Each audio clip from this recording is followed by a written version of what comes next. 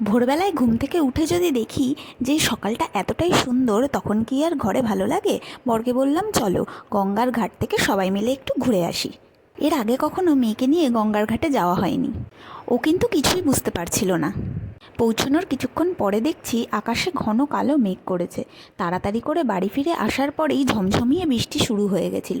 আকাশের দিকে তাকিয়ে কিন্তু বোঝাই যাচ্ছিল না যে বৃষ্টিটা এত জোরে নামবে। রান্নাঘরে গিয়ে সবার আগে ব্রেকফাস্টটা করে নিয়েছিলাম। তারপর আর কি, রোজ রোজকার কাজে লেগে গেলাম। বাইরে বৃষ্টি হলেও কি ঘরের কি আর কিছু পরিবর্তন হয়? এটা আমার রোজ রোজকার অভ্যাস। সকালে উঠে আগে আমি ঘরবাড়ি পরিষ্কার করে তবে রান্নাঘরে যাই। মেয়েকে আগে স্নান করিয়ে নিয়েছিলাম, তারপরে আমি নিজে স্নান টান করে রেডি হয়ে গেছিলাম।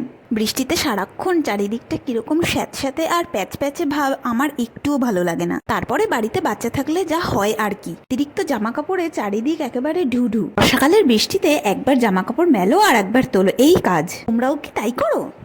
বৃষ্টির কথা হচ্ছে, সেখানে কি খিচুড়ি থাকবে না? আজকের লাঞ্চে ছিল খিচুড়ি আর ডিম ভাজা। তবে মনে হচ্ছিল যদি একটা বেগুনি থাকতো তাহলে কিন্তু খাওয়াটা জমে যেত।